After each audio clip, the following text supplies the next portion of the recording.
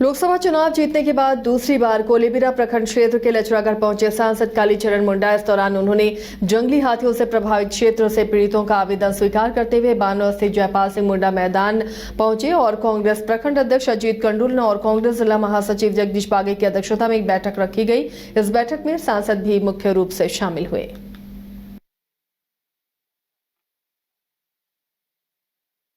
दादा, प्रखंड से लेकर राज्य स्तर तक रोजगार सेवक, मनरेगा कर्मी हो, चाहे पंचायत सेवक हो, चाहे प्रखंड के अंचल कर्मी हो, सभी कोई हड़ताल में। चुनावी वर्ष चल रहा है अभी, ऐसे में कई सारी योजनाएं प्रभावित हो रही हैं, सारे कर्मी हड़ताल में। सरकार बात करेगी, उन लोग से बातचीत करके चुनाव के पहले हल निकाल लेगी। योजनाएं प्रभावित हो रही हैं तो बातचीत करेंगे लोग, सरकार के लोग बातचीत करेंगे, हल निकल जाएगा। हाँ, सिमडेगा एक आदिवासी बहुल क्षेत्र है दादा। हाँ, और हमारे कोलेबिरा बानो प्रखंड के कई से क्षेत्र हैं अभी आज भी हैं जो जहां पर विकास की किरणें नहीं पहुंची। हाँ, ऐसे भी सुदूरवर्ती क्षेत्रों में अभी तक सड़क नहीं बन पाई है, उनको लेकर आप क्या कहेंगे?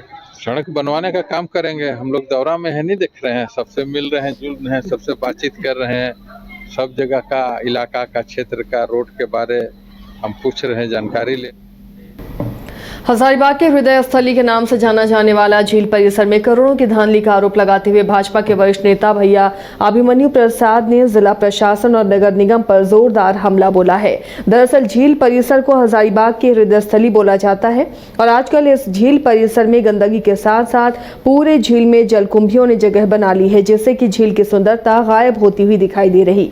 वहीं झील में कई तरह के कंस्ट्रक्शन के काम भी चल रहे हैं, जिससे भाजपा नेता अभिमन्यु प्रसाद ने आरोप लगाया कि इसके प्राकृतिक अस्तित्व के साथ अब खिलवाड़ किया जा रहा है। कि आज बहुत दुख के साथ आप लोगों से ये कहना पड़ रहा है कि हजारीबाग का जो हृदय स्थली जो ये झील है, जिसका पूरे झारखंड और देश में इसका काफी नाम है, शोहरत है, आज वो अपनी दुर्दशा को रो रहा है। झील में जितना तरह का गलत एक्टिविटी अगर बोलेंगे तो सारा वो हजारीबाग झील में हो रहा है। ये झील के रख रखाव में करोड़ों का घोटाला है।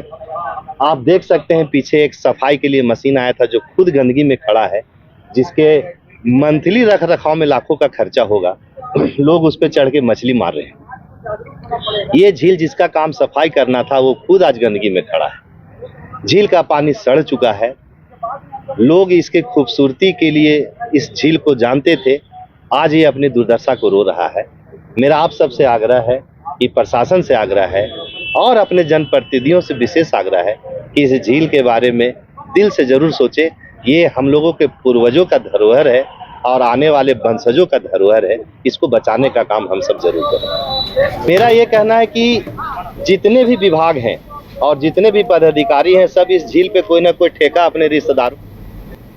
पिछले साल की तरह इस बार भी हेमंत सरकार की आपकी योजना आपकी सरकार आपके द्वार कार्यक्रम 30 अगस्त से 15 सितंबर तक जिले के सभी 256 पंचायत, नगर निगम के सभी 55 और चिरकुंडा नगर परिषद के सभी 21 वार्ड में आयोजित किया जाएगा। कार्यक्रम का लाभ ज्यादा से ज्यादा लोगों तक पहुंचाने के उद्देश्य से उपायुक्त माधवी मिश्रा ने कहा कि झारखंड मुख्यमंत्री मैया सम्मान योजना, अबुआ स्वास्थ्य सुरक्षा योजना, अबुआ आवास योजना, मुख्यमंत्री पशुधन, बिरसा हरित ग्राम योजना सैया समेत कई योजनाओं को फोकस एरिया में शामिल किया गया है और इसके आवेदन पत्र प्राथमिकता के आधार पर लिए जाएंगे।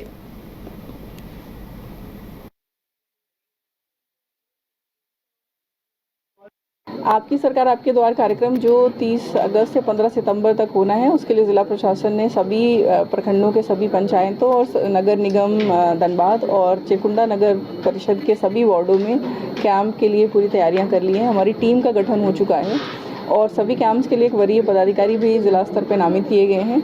साथ ही हम लोगों ने कंट्रोल रूम का भी गठन किया है, जिसका दायित्व होगा कि सभी कैंपों में जो प्रतिदिन आवेदन आएंगे वो डिजिटाइज किए जा रहे हैं और उसको सही तरीके से रिव्यू किया जा रहा है कि नहीं, वो चीज़ को भी इंश्योर करना।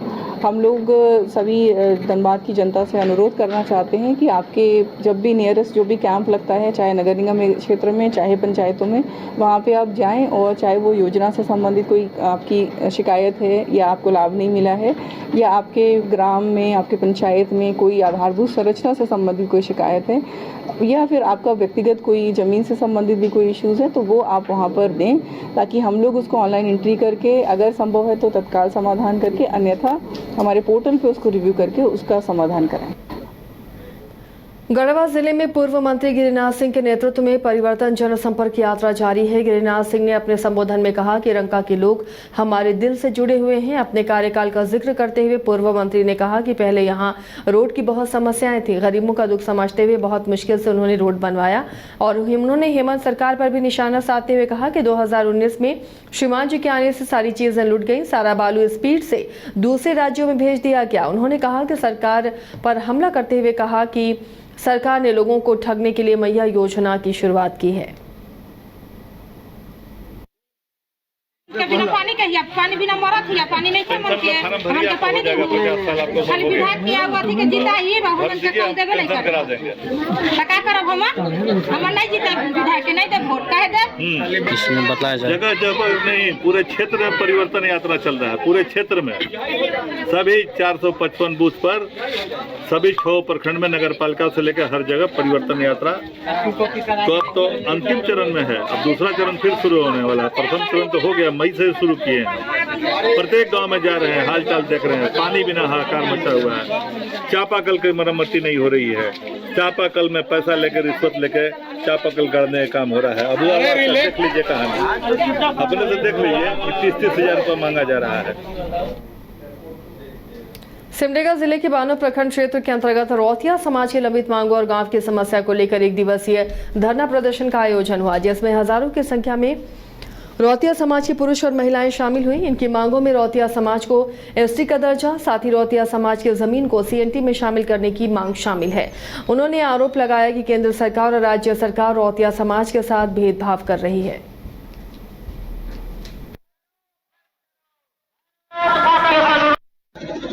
देखिए, धरना प्रदर्शन हम लोग का आज लगभग 75 साल हो गए और जब संविधान बना उस समय हम लोग आदिवासी थे, लेकिन संविधान के बनते ही हम लोग को उस सूची से गायब कर दिया गया और उस सूची में गायब हुआ इसका पता लगभग 10-15 साल बाद पता चला कि हमारे बच्चे, हमारे लोग उस आदिवासी सूची में गायब होने से उसके सुविधा से वंचित हो गए। पिछले 30-40 साल से हम लोग लगातार शासन और प्रशासन का ध्यान इस ओर आकृष्ट करना चाह रहे हैं, लेकिन किसी प्रकार की कोई सुनवाई नहीं हो रही। इन मांगों को लेकर आप धरना प्रदर्शन? रौतिया जाति शुरू से ही आदिवासी की मांग कर रहा है। हम लोग का मांग करते करते 70-72 साल हो गया है। रौतिया जाति का जो मूल समस्या है, पूर्व में आदिवासी की सूची में था 1950 तक, लेकिन संविधान जैसे बना रौतिया समाज को आदिवासी सूची से हटा दिया गया और बीच में 1997 से 2012 तक रौतिया समाज को कल्याण विभाग, कानूनी विभाग, स्वास्थ्य चिकित्सा सभी विभाग से सुविधा मिल रही थी। सभी सुविधाओं को बंद कर दी गई और रौतिया समाज को ठगने का काम किया। कल्याण विभाग से भी अभी कोई सुविधा नहीं मिल रहा है। रौतिया समाज को BC2 में कर दिया गया है, जिसके कारण रौतिया समाज को कोई भी लाभ नहीं हो रहा है। झारखंड सरकार की तरफ से 2% मंडी शुल्क लगाने के प्रस्ताव का चैंबर ऑफ कॉमर्स ने विरोध किया है। इसी को लेकर निरसा चैंबर ऑफ कॉमर्स की तरफ से मीडिया से बातचीत की गई। जानकारी देते हुए निरसा चैंबर ऑफ कॉमर्स के अध्यक्ष शिव कुमार अग्रवाल और सचिव राहुल तयाल ने बताया कि सरकार की तरफ से प्रस्तावित कानून कृषि उपज और पशुधन विधेयक का विरोध किया जाएगा।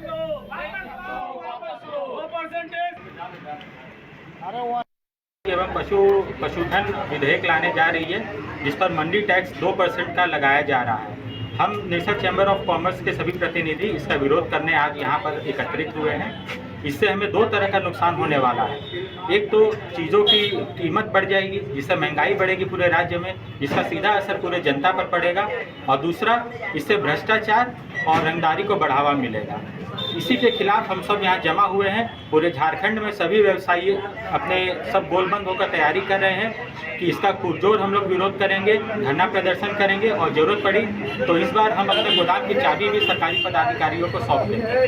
सरकार ने फिर से 2% बाजार समिति शुल्क, जो कि कृषि विधेयक और पशुधन विधेयक के नाम से जाना जा रहा है, सरकार ने जो लगाया है, इसके विरोध में हम लोग आज यहाँ बैठे हैं। और हम ये स्पष्ट कर देना चाहते हैं कि सरकार की किसी भी गलत नीति को हम लोग लागू नहीं होने देंगे। और सरकार ये बहुत गजब तरीके से कर रही है चीज़ों को, लुका छिपी का खेल खेल रही है हम लोगों के साथ। इसके पहले कुछ ही महीने पहले की बात है, सरकार ने इसे लागू करने की कोशिश की थी, तो हम लोगों ने इसका पुरजोर विरोध किया, अपनी दलीलों को रखा। निकटवर्ती राज्यों में भी ये शुल्क नहीं है, इन आधारों पे उन्होंने उसको वापस ले लिया था। फिर से सुनने में आ रहा है कि कृषि मंत्री जी ने फिर से इसके विषय में संज्ञान लेते हुए मीटिंग रखनी शुरू की है रांची में, और इसे लगाने के लिए पूरी तैयारी कर रही है। तो हम लोग आज ये स्पष्ट कर देना चाहते हैं कि सरकार ने इस तरह का कोई भी शुल्क लगाने की कोशिश की तो हम लोग इसके लिए अनिश्चितकाल बंदी भी करेंगे और जिस हद तक जाना होगा जाएंगे।